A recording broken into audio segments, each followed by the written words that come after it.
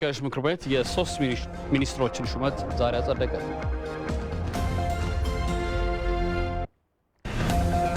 ለቬኔዙዌላ ፕሬዝዳንት ማዱሮ ድጋፍ ታደርጋለች በሚል አሜሪካ በኩባ ላይ ማዕቀብ ጣለች።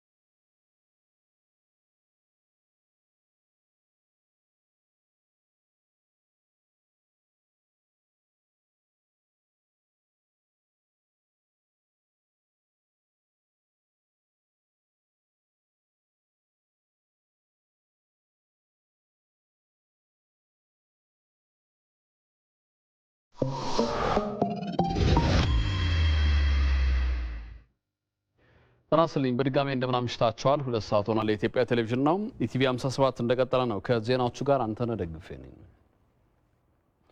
የህዝብ ተወካዮች ምክር ቤት የሶስት ሚኒስትሮችን ሹመት አጸደቀ።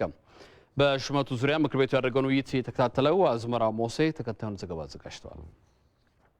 የህዝብ ተወካዮች ምክር ቤት ባካሄደው 34ኛ መደበኛ ጉባኤ አዳዲስ ሹመቶችን ሰጥቷል። በዚህ ወቅት የመንግስት ረዳት ተጠሪ ሚኒስትር ዴኤታ አቶ ጫላ ለሚ ተሿሚ ሚኒስትሮችን በተመለከተ የውሳኔ ሀሳቡን ለምክር ቤቱ አቅርበዋል። የመጀመሪያው እጩ የተከበሩ አቶ ለማ መገርሳ ዋቆ የኦሮሚያ ክልላዊ መንግስት ፕሬዝዳንት ሆነው በማገልገል ላይ ያሉ ሲሆን አሁን የታጩበት የኃላፊነት ቦታ የሀገር መከላከያ ሚኒስቴር ሚኒስትር። ሁለተኛው የተከበሩ አቶ ገዱ አንዳርጋቸው አለነ የአማራ ብሔራዊ ክልላዊ መንግስት ርዕሰ መስተዳድር ሆነው ያገለገሉ ሲሆን አሁን የታጩበት የኃላፊነት ቦታ የውጭ ጉዳይ ሚኒስቴር ሚኒስትር። ሶስተኛ የተከበሩ ኢንጂነር አይሻ መሐመድ ሙሳ የሀገር መከላከያ ሚኒስትር ሆነው እያገለገሉ ያሉና አሁን የታጩበት የኃላፊነት ቦታ ካላቸው የምህንድስና ሙያ አኳያ ታይቶ የከተማ ልማትና ኮንስትራክሽን ሚኒስትር ሆነው ታጭተዋል። ስለዚህ የተከበረው ምክር ቤት እነዚህን እጩዎች ተቀብለው እንዲያጸድቅልን በማክበሪያ ምልክት አቀርባለሁ። አመሰግናለሁ። ይህ ውሳኔ ሀሳብም በምክር ቤቱ አባላት የተለያዩ ሀሳቦችን አስነስቷል። ከዚህ በፊት የሾምናቸው አሁን ለምንድን ነው የተቀየሩት?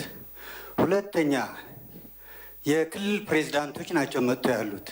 ክልል ውስጥ መምራት አቅቷቸው ነው ወደዚህ እየመጡ ያሉት ወይስ የበለጠ ከክልሉ ይሄ አሁን የሚሰጣቸው የበለጠ አቅም ስላላቸው? እዚህ ላይም ማብራሪያ ያስፈልገናል። ስለዚህ አንድ ተርም ቢያንስ አንድ ሚኒስተር አንድ ተርም መቆየት አለበት። ስለዚህ ሽሞቱ ጎርፍ ሆነ፣ ሲነሱም ጎርፍ ሆኑ። ስለዚህ ይሄ ቢታይ ጥሩ ይመስለኛል። አመሰግናለሁ። በተለያየ ጊዜ የተለያዩ ሚኒስተር ቦታዎች ላይ መቀያየር አለ።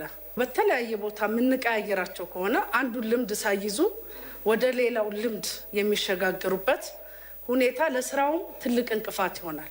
ወደፊት እንዲህ አይነት ነገር ቢታረም መጀመሪያ በጥናት ላይ የተመሰረተ ምደባ የሚደረግበት ሂደት ቢስተካከል የሚል አስተያየት ነው ያለው። ክቡር አቶ ለማ መገርሳ እንደተነገረው በርካታ ስራዎችን የሰሩ ናቸው። አገልግሎታቸውም ስራቸውን ሲሰሩም በውጤታማነት እንደሰሩ በተለይም ይሄ ለውጥ እንዲመጣ ከፍተኛ ጥረት ያደረጉ ጠንካራ ጓድ እንደሆኑ ይታወቃል፣ በሀገሪቱ ውስጥ ይታወቃሉ።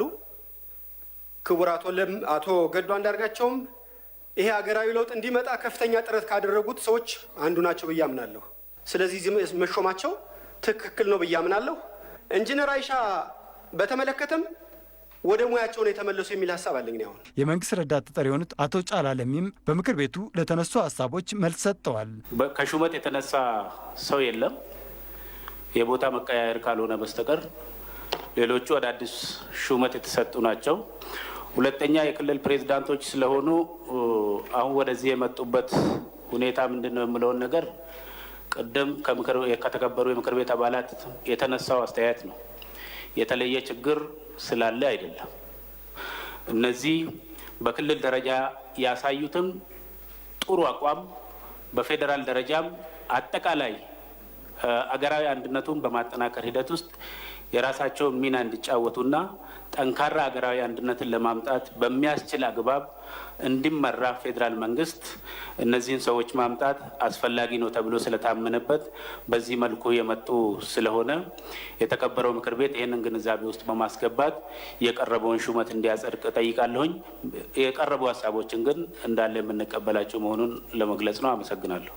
ከዚህ በመነሳትም ምክር ቤቱ አቶ ለማ መገርሳን የመከላከያ ሚኒስትር፣ አቶ ገዱ አንዳርጋቸውን የውጭ ጉዳይ ሚኒስትር እንዲሁም ኢንጂነር አይሻ መሐመድን የከተማ ልማትና ኮንስትራክሽን ሚኒስትር አድርጎ በአንድ ተቃውሞ በ5 ድምፅ ታቅቦ በአብላጫ ድምፅ ሹሟል። የህዝብ ተወካዮች ምክር ቤት ባጸደቃቸው ሹመቶች ዙሪያ ፖለቲከኞች የተለያዩ አስተያየቶችን ሰጥተዋል። ተከታዩ ሪፖርተራችን ኢዮብ ሞገስ ዘገባ ይህን ያስቃኘናል።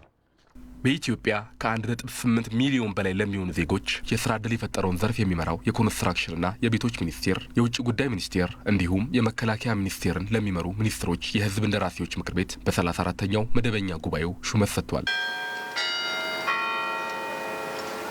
የመከላከያና የውጭ ጉዳይ ሚኒስትር ሆነው የተሾሙት አቶ ለማ መገርሳና አቶ ገዱ አንዳርጋቸው የአማራና የኦሮሚያ ክልሎችን በርዕሰ መስተዳድርነት መርተዋል። ኢንጂነር አይሻ ደግሞ ቀድመው ሲመሩት ለነበረው የኮንስትራክሽንና የቤቶች ሚኒስቴር በሚኒስትርነት ተሹመዋል። ፌዴራል ደረጃ ያለውን ቲም ወይም ደግሞ አመራር በጉዳዩ ላይ አስተያየታቸውን የጠየቅናቸው ፖለቲከኛውና የቀድሞ የምክር ቤት አባል አቶ ግርማ ሰይፉ ሹመቶቹ ከዓመት በፊት ወደ ኃላፊነት የመጣውን አመራር በስራ ለመደገፍ ያስችላል ይላሉ። በሌላ በኩል በተለይም መከላከያ ላይ የተደረገው ሹመት ሕግን ለማስከበር ያግዛልም ሲሉ ገልጸዋል። ጠቅላይ ሚኒስትሩ አንድ ጥሩ ዊንግ ድጋፍ የሚሰጣቸው ዊንግ ወደ መከላከያ ስበው ያመጡ ይመስለኛል። የፌዴራል ስርዓቱ በተለይ አሁን ሕግን ማስከበር የሚባለው ነገር ላይ ጠንከር ያለ አቋም ያለው ሰው በራሱ ሊወስን የሚችል ጠንካራ ሰው ማድረጋቸው ክፋት የለውም። የመከላከያ ሚኒስትሩ ሚና ከፍተኛ ይሆናል ብዬ አስባለሁ። ያው ሲቪል ይሆናል ቢባልም ጠንካራ ሲቪል ይሆናል ብዬ አምናለሁ። አቶ ገዱን እኔ መጥፎ ላይሆኑ ይችላሉ ብዬ አስባለሁ። ግን ከውጭ ግንኙነት አንጻር ያላቸውን ኤክስፒሪየንስ ግን በመግለጫውም ላይ ሲሰጥ በትክክል አልሰማሁኝም። ከውጭ ግንኙነት አንጻር ያላቸውን ልምድ በልበ ሙሉነት ለመናገር አያስችለኝ። ከ11 ወራት በፊት የተመሰረተው የኢትዮጵያ ሀገር አቀፍ ንቅናቄ ኢሃን ፓርቲ ሊቀመንበር ኢንጂነር ይልቃል ጌትነት ከግለሰቦች ይልቅ ችግሮች ላይ ትኩረት ሊደረግ ይገባል ብለዋል። አሁን ባለው ሁኔታ በግለሰቦች ወዲህና ወዲህ መባል ሳይሆን የኢህአዴግ ችግር አጠቃላይ እንደ ሀገር የሚሄድበት ሮድማፕ ችግር መኖር። ስለዚህ ኢህአዴግ እንደ ኢህአዴግ የሀገሪቷን ችግር በሚገባ በመረዳት ቢጀምርና በሚገባ ከተረዳ በኋላ የመፍትሄ አቅጣጫዎችን አስቀምጦ ከዛ በሚመነጭ የስራ ኃላፊነት ምደባ ቢያደርግ እንደው ምንድነው ምክንያታዊ በሆነ ሁኔታ ለመነጋገርና ለመመዘን ይመቸናል። ኢንጂነር ይልቃል በተቀራረበ ጊዜ ሹመቶችን መቀያየር በተረጋጋ መልኩ ስራዎችን ለመከወን እንቅፋት ይሆናል የሚል እምነትም አላቸው። 6 ወር ባልሞላው ጊዜ ውስጥ ካቢኔ ሊለዋወጥ አይገባም። ከሆነ አንድ ቲም አርቆ ያስባል ከተባለ ሲመጣ የሚሰራቸው ስራዎች በግልጽ ይታወቃሉ። እነዛ ስራዎች ይዘረዘራሉ። ብቃት ያላቸው ሰዎች በደረጃው ይቀርባሉ። ከነዛ የተሻለው ሰው ይመጣል። በአመቱም ሆነ በሁለት አመቱ ውጤታማነቱ ተለክቶ ለዛ ቦታ የታሰበውን እቅድ ካላሳካ በዛ መሰረት ተገምግሞ ከሱ የተሻለ ሰው መጣ ተብሎ በዛ መሰረት የሚደረግ ነገር አይደለም። በእንደዚህ አይነት ትራንዚሽን ጊዜ ውስጥ ያጋጥማል። አንዱን ወዲህ ያደረግ ሹመት ልሰጥ ትችላለህ። ከዛ ውጭ ግን ክፍት ቦታ ከተፈጠረብህ መሾም ግዴታ ነው። ስለዚህ ያንን ቦታ ለማሟላት ደግሞ የሚሾመው እዚህ ሀገር የሚሾመው ጠቅላይ ሚኒስትሩ ስለፈለጉ ብቻ አይደለም የሚሾሙት፣ አባል ድርጅቶች አሉ። በሹመቶቹ ላይ የተለያዩ ሀሳቦች ቢሰነዘሩም የኮንስትራክሽንና የቤቶች የውጭ ጉዳይ እንዲሁም የመከላከያ ሚኒስትሮች በየዘርፋቸው በኢኮኖሚው ትልቅ ድርሻ ያለውን የኮንስትራክሽን ዘርፍ የማጠናከር በመከላከያና በውጭ ጉዳይ ሚኒስቴር የተጀመሩ የሪፎርም ስራዎችን እንደሚያስቀጥሉም ይጠበቃል።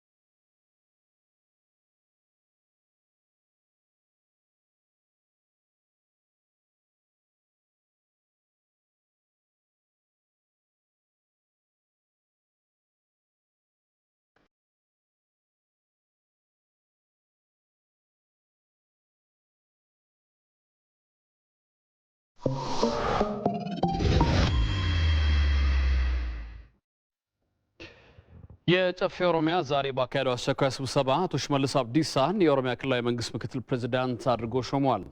አቶ ሽመልስ የፕሬዝዳንትነቱን ስራ ደርበው የሚሰሩም ይሆናል። አቶ ሽመልስ በጨፌ ፊት ቃለ መሐላ ፈጽመዋል። ዘገባው የኦቢኤን ነው።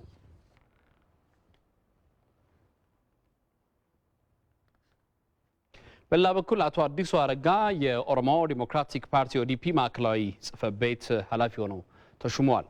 አቶ አዲሱ አረጋ ዶክተር አለሙ ስሜን በመተካት የኦዲፒ ማዕከላዊ ጽሕፈት ቤት ኃላፊ ሆነው የተሾሙ ሲሆን ከዚህ ቀደም የኦዲፒ የገጠር ፖለቲካ ዘርፍ ኃላፊ ነበሩ ሲል የኦሮሚያ ብሮድካስቲንግ ኔትወርክ ዘግቧል።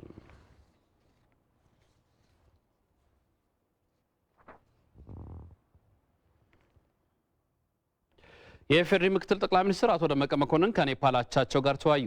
ምክትል ጠቅላይ ሚኒስትር አቶ ደመቀ መኮንን የኔፓል አቻቸውን እንዲሁም የኔፓል የጤና ጥበቃ ሚኒስትርን ዛሬ በጽሕፈት ቤታቸው ተቀብለው አነጋግረዋል።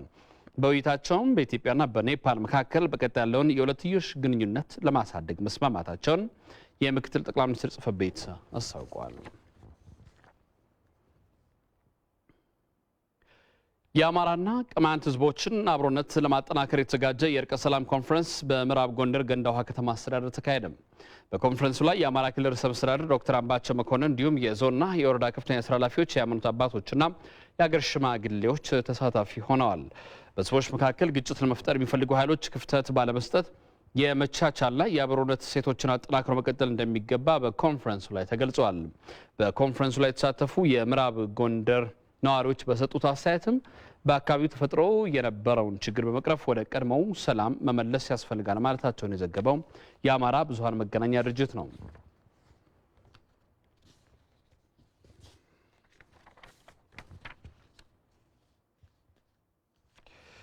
በኢትዮጵያና ኬንያ ሞያሌ አዋሳኝ አካባቢዎች ያሉ ችግሮችን ለመፍታት የሁለቱ ሀገራት ትብብር ለመስራት ተስማሙ።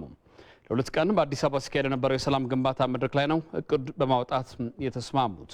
የሁለቱን ሀገራት አዋሳኝ ህዝቦች ባህልና በሃይማኖት የተሳሰሩ ቢሆኑም በአካባቢው በየጊዜው በሚከሰት ግጭት ምክንያት ብዙ ጉዳት እንደደረሰ የሰላም ሚኒስትር ዴኤታው አቶ ዘይኑ ጀማል ተናግረዋል። በመሆኑም የማህበረሰቡን ችግሮች ለመፍታት ድህነትን በመቀነሱና ኢኮኖሚያዊና ተጠቃሚነትን ለማረጋገጥ ፕሮጀክቱ አይነተኛ ሚና እንደሚጫወትም ሚኒስትሩ ዴኤታው ተናግረዋል። ይህ ፕሮግራም በቀድሞ የኢትዮጵያ ጠቅላይ ሚኒስትር አቶ ኃይለማርያም ደሳለኝና በአሁኑ የኬንያው ፕሬዝዳንት የተጀመረ ነው። የዛሬው የሰላም ኮንፈረንስ ዓላማ ደግሞ የሁለቱን ሀገራት አዋሳኝ ህዝቦች በማህበራዊ፣ በኢኮኖሚያዊ እንዲሁም አኗኗራቸውን ከመቀየር አኳያ ደህንነትን የማስጠበቅ የሰላም ግንባታ፣ የንግድ ትስስርን በተመለከተ የሚሰሩ ስራዎች ላይ ዓላማውን አድርጓል። በእርግጥ ትግበራው ዘግይቷል። ይህም የሆነበት ዋነኛው ምክንያት በሁለቱ አካባቢዎች ደም አፋሳሽ የነበረ ግጭት ሳቢያ ወይንም ደግሞ አለመረጋጋት ስለነበር ነው። ስለዚህ ፕሮግራሙን ለመጀመር ለሰላም ቅድሚያ መሰጠት ስለነበረበት ነው። ስለዚህ የሁለቱ ቀን ኮንፈረንስ ወደ ትግበራ በሚወስደው መንገድ ለማመቻቸት እየተደረገ ነበር ማለት ነው። እንደ ሪፖርተራችን ቶማስ ኃይሉ ዘገባ የዘላቂ ሰላም ግንባታ ፕሮጀክቱ ትግበራ የአዋሳኝ ህዝቦችን ችግር ለመፍታት የኬንያ መንግስት ቁርጠኛ እንደሆነ አምባሳደር ቱኒያ ሁሴን ተናግረዋል። በምስራቅ አፍሪካ ኢትዮጵያና ኬንያ በመሪዎች ደረጃ የድንበር ኮሚሽን ያላቸው ሀገራት ናቸው። በየጊዜው የአካባቢውን ሰላም ለማስጠበቅ ይገናኛሉ። በእርግጥ በኢትዮጵያና በኬንያ ህዝቦች መካከል ችግር የለም። ነገር ግን በሁለቱ ሀገራት አዋሳኝ ማህበረሰቦች ዙሪያ ላይ በስፋት ይገናኛሉ። ግንኙነታቸውም በሃይማኖት እንዲሁም በባህል የመተሳሰር እድላቸው ከፍተኛ ነው። ነገር ግን ችግሮቻቸውን ለማስወገድ መድረኩ አስፈላጊ ነው። በተለይ ስራ አጥነትን፣ ከግጦሽ መሬት ጋር በተያያዘ የውሃ አቅርቦት እንዲሁም በሌሎች ዘርፎች ለመስራት አስበናል። ያለፉትን 3 ዓመታት በኦሮሚያ ክልል ርዕሰ መስተዳድርነት ያገለግሉት አቶ ለማ መገርሳን የሚያስብ የምስጋና ምሽት በአዳማ ተካሂዷል። በምስጋና መርሃ ግብሩ ጠቅላይ ሚኒስትሩ ዶክተር አብይ አህመድን ጨምሮ በርካታ የክልልና የፌዴራል ስራ ኃላፊዎች ተገኝተዋል። ተመስገን ሽፈራው ተጨማሪ አለው። ከታህሳስ 2009 ዓ.ም አንስቶ የኦሮሚያ ክልላዊ መንግስትን በርዕሰ መስተዳድርነት የመሩት አቶ ለማ መገርሳም በፌዴራል መንግስት የኢፌዴሪ መከላከያ ሚኒስትር እንዲሆኑ በጠቅላይ ሚኒስትሩ ታጭተው በተወካዮች ምክር ቤት ይሁንታ መሾማቸውን ተከትሎ ከ3 ዓመታት በፊት የተረከቡትን የርዕሰ መስተዳድርነት ስልጣን በጨፌው ፊት በመገኘት አስረክቧል። በርዕሰ መስተዳድርነት ባገለገሉበት ወቅት ለሰሩት ስራ የምስጋናና የእውቅና መርሃ ግብርም በአዳማ ከተማ ተካሂዶላቸዋል። በመርሃ ግብሩም ጠቅላይ ሚኒስትር ዶክተር አብይ አህመድ፣ ምክትል ጠቅላይ ሚኒስትር ደመቀ መኮንንና ሌሎች የፌዴራልና የክልል ኃላፊዎች ተገኝቷል። መርሃ ግብሩን የታደሙት የትግራይ ክልል ምክትል ርዕሰ መስተዳደር አቶ ደብረጽዮን ገብረ ሚካኤል ለሁላችንም የሚበጅ ሀገራዊ ለውጥ ላይ ነን ያሉ ሲሆን ያሉትን ችግሮችም ለመፍታት በጋራ እንሰራለን ብለዋል። ችግሮች ቢኖሩንም በርካታ እንቅፋቶች ቢገጥሙንም እነዚህን በሙሉ ማለፍ እንችላለን። ኦሮሚያም እንደ ኦሮሚያ የምትቀየርበት፣ ሌሎች ክልሎችም እንደዚሁ የሚቀየሩበት፣ በድምር ሀገራችን ወደ ከፍተኛ ደረጃ የምናሸጋግርበት ትልቅ ጊዜ፣ ትልቅ እድል ገጥሞናል። ሁላችንን ተባብረንም ይሄ የገጠምን ችግር እንደምንፈታም በጣም እርግጠኛ ነኝ። ምክትል ጠቅላይ ሚኒስትር አቶ ደመቀ መኮንን በበኩላቸው አስቸጋሪውን ጊዜ አብረን አልፈናል። አቶ ለማ መገርሳም በችግር ጊዜ በቆራጥነት የሰሩ የቁርጥ ቀን ልጅ ናቸው ያሉ ሲሆን በፌዴራል መንግስት ለሌላ ድልና ሀገርን ለማገልገል በመብቃታቸው ደስ ብሎኛል ሲሉ መልእክታቸውን አስተላልፈዋል። በዚህ ታሪካዊ ወቅት እንደ ኦቦ ለማ መገርሳ አይነት የለውጥ አነቃናቂ የተግባር ሰው በዚህ ታሪካዊ ስራ በኦሮሚያ ክልላዊ መንግስት ውጤታማ ስራ ለሀገራዊ የለውጥ እንቅስቃሴ ብርቱ አስተዋጽኦ ያበረከቱ ብዙዎች አሉና ዛሬ ደግሞ ወደ ፌዴራሉ ዘለግ ባለ ኃላፊነት መሰማራቱ ሁላችንን የሚያኮራና ሁላችንን የሚያስደሰተ ስለሆነ እንኳን ደስ አለህ፣ መልካም የሥራ ዘመን ይሁንልህ ለማለት እወዳለሁ። ለማ መገርሳ በአስፈሪውና በችግር ወቅት እስከ ሕይወት መስዋዕትነት ለመክፈል ተዘጋጅቶም ያሻገረን ቆራጥ የህዝብ ልጅ ነው ያሉት ጠቅላይ ሚኒስትር ዶክተር አብይ አህመድ በቀጣይ ላሉ የድል ምዕራፎችም ኢትዮጵያ ከአቶ ለማ መገርሳ ብዙ ትጠብቃለች ብሏል። በምስጋና መርሃ ግብሩ ላይ ጃሌ ለማ መገርሳ ወጋለም ወጋ ሰዲ ወጋ ሁርዱረት ካዮንሳ ፌዲንሳ ጨራቂንሳ ከንቱሬ ኡማኔ ኦሮሞ ጓድ ለማ የኦሮሞን ህዝብ ትግል ከዳር ለማድረስና የህዝብን ነጻነት ለማረጋገጥ በህይወቱ ተወራርዶ ስለ ነጻነት የታገለ ብዙ ቆራጦችን የሚያፈራ የህዝብ ልጅ ነው። እስካሁን በርካታ ስራዎችንም አከናውኗል። ከዚህ በኋላም እንደ ሀገር ከለማ መገርሳ ሀገራችንን ከማረጋጋትና ከሌሎች ዘርፎች አንጻር ብዙ ስራና ድል እንጠብቃለን። በማሰቢያ መርሃ ግብሩ ላይ ወይዘሮ ጣይባ ሐሰን፣ ዶክተር ወርቅነህ ገበየሁና ዶክተር አለሙ ስሜ ምስጋና የተቸራቸው ሌሎች ኃላፊዎች ሆኗል። ሐሚሌን ቲካተፍ በሌላ በኩል የኦሮሚያ ክልል ርዕሰ መስተዳድር ሆነው የተሾሙት አቶ ሽመልስ አብዲሳ የተጀመሩ የለውጥ ስራዎችን በማስቀጠል የህዝብን ችግር ለመፍታት እንሰራለን ብለዋል። በምስጋና መርሃ ግብሩ ላይ ወገንቶኒ ኬኝ ወገነኒ ጅጅረማ ፊደኒ እንጂፈኖ ፊደኒ ቀደምቶቻችን ሰርተው ለውጥ አምጥተው አሳይተውናል። አሁን በተግባር የህዝባችንን ችግር ለመፍታትና ለሌላ ድል መነሳት አለብን። ክልላችንና ሀገራችንን በተጨባጭ ለውጥ ማሻገርም ይጠበቅብናል። ህወሓት ከኢህአዴግ ፓርቲዎች ጋር በጋራ ለመስራት የፈረመውን የቃል ኪዳን ሰነድ ሊያከብር ይገባል ሲሉ የአረና ትግራይ ዲሞክራሲና ሉዓላዊነትና የትግራይ ዲሞክራሲያዊ ትብብር ፓርቲዎች ጠየቁ። ለገብረ እግዚአብሔር ኃይሉ ዘገባ ተስፋዬ ለሜሳ። የአረና ትግራይ ዲሞክራሲና ሉዓላዊነት እንዲሁም የትግራይ ዲሞክራሲያዊ ትብብር ፓርቲዎች በወቅታዊ ጉዳዮች ላይ በጋራ መግለጫ ሰጥተዋል። ፓርቲዎቹ በመግለጫቸው በትግራይ የፖለቲካ ስነ ምህዳሩን ከማስፋት ይልቅ እየጠበበ የመጣበት ሁኔታ እየተፈጠረ በመሆኑ አሳስቦናል ብለዋል። የአረና ትግራይ ሊቀመንበር አቶ አብርሃ ደስታ በቅርቡ በሀገር ውስጥ ባሉ ፓርቲዎች መካከል የተፈረመው የቃል ኪዳን ሰነድን ህወሓት ሊያከብረው ይገባል ብለዋል። ከሰሜንም ከደቡብ የመጡ ባንዳዎች፣ ተላላኪዎች ምናምን እያለ ስም እያጠፋ ነው ያለው። ይሄ የአሰራር ቃል ኪዳን ሰነዱ ይጻረራል፣ ይቃወማል፣ ይጣረሳል ከዚህ አንጻር። ስለዚህ ይሄ ነገር ያሳስበናል። ምክንያቱም በመግለጫው ህወሓት የፖለቲካ ፓርቲ አልቀበልም አይነት ነው ያለው። በሌላ አባባል የፖለቲካ ምህዳር አይኖርም፣ እዘጋለሁ፣ የሚቃወምኝን ሰው እገድላለሁ፣ አስራለሁ አይነት ማስፈራሪያ ነው የጻፈው። ይሄ ኢህአዴግ ከሰጠው መግለጫ ጋር ይጻረራል፣ አብሮ አይሄድም። የትግራይ ዲሞክራሲያዊ ትብብር ፓርቲ የድርጅት ክፍል ኃላፊ አቶ መኮንን ዘለለው በበኩላቸው በነጻነት መንቀሳቀስ አልቻልም ነው ያሉት። አገሩ ህዝቡ በጠላት እንደተከበበ ተደርጎ ሰላም እንደሌለው እየሰበክ ግን አዲስ አበባ ሄደህ ስለ ሰላም ተነጋግረህ አብረን እንሰራለን፣ ለአንድነት እንሰራለን ብሎ መናገሩ በእውነት ከሆነ እኛ ደስታችን ነው።